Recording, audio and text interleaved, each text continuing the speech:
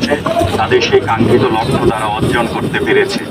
আমার একটু পরামর্শ থাকবে, তোমরা অনেক কষ্ট করেছ, অনেক পরিশ্রম করেছ। আমরা আজকের থেকে আমাদের সহকর্মীরা কাজে নেমে পড়েছে। ধীরে ধীরে ধীরে ধীরে আমরা সবগুলি জায়গায় আমরা কাজ ফুল সুইং আমরা শুরু করে দিব। তোমাদের প্রতি আমার উদ্দেশ্য একটা পরামর্শ থাকবে, কারণ আমরা একসময় ছাত্র ছিলাম, আসলে পড়াশোনার কোনো বিকল্প নাই। আমাদের এই পর্যায়ে আসতে আমি পুলিশ না, তুমি পুলিশ না হো, যে কোনো একজন মানুষের মতো মানুষ হতে হলেও আমাকে কিন্তু কিছু না কিছু জানতে হবে, কিছু না কিছু শিখতে হবে। তার জন্য পড়াশোনার কোনো বিকল্প নাই। আমি বলবো তোমরা আস্তে আস্তে পড়ার টেবিলেও ফিরে যাও। তোমাদের যারা সমন্বয়ক কেন্দ্রীয়ভাবে তারাও এই উপদেশটুকু দিচ্ছে যে তোমরা আস্তে আস্তে পড়ার টেবিলে ফিরে যাও। আসলে পড়াশোনাটা শেষ করতে হবে। পড়াশোনার কোনো, আমি আবারও বলছি, পড়াশোনার কোনো বিকল্প নাই। একজন সুনাগরিক হতে হলে সুশিক্ষিত নাগরিক হওয়া লাগবে আগে। আমার শিক্ষা আমার ভবিষ্যৎ প্রজন্মকে শিক্ষিত করবে। প্রত্যেকটা মানুষের প্রধান শিক্ষালয়, প্রাথমিক শিক্ষালয় কিন্তু তার গৃহাঙ্গন।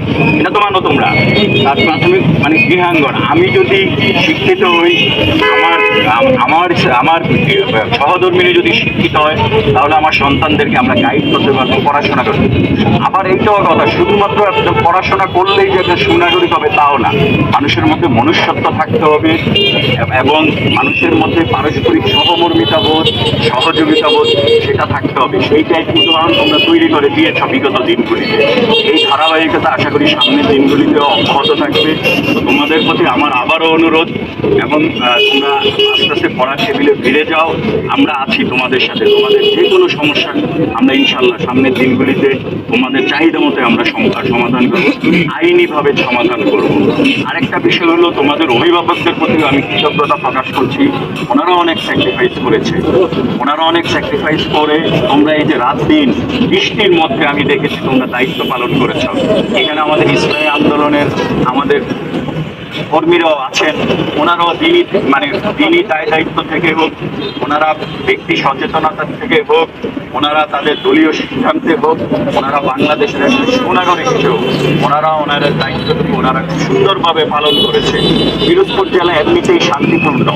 আমাদেরকে একটা বিষয় বলে রাখি, দেখো বাংলাদেশের অনেক জেলায় প্রতিদিনই নিউজ হতো, তাই না, নেগেটিভ নিউজ, এবং পিরোজপুর নিয়ে সবাই শঙ্কিত থাকতো যে পিরোজপুরে কি হয় না হয়। এই যে এখানে আমাদের সাংবাদিক ভাইয়েরা আছেন, ওনাদের তো চোখটা খোলা। ওনারা এই আন্দোলন সংগ্রামের মধ্যে ওনাদের দায়িত্ব পালন করেছেন। ওনারা দেখেছেন যে পিরোজপুরে নিউজ হওয়ার মতো, ইতিবাচক সংবাদ হওয়ার মতো কোনো ঘটনা ঘটে নাই। এই আপনার কৃতিত্ব হলো সকল পিরোজপুরবাসী, ছাত্র জনতা সবার এই কৃতিত্ব।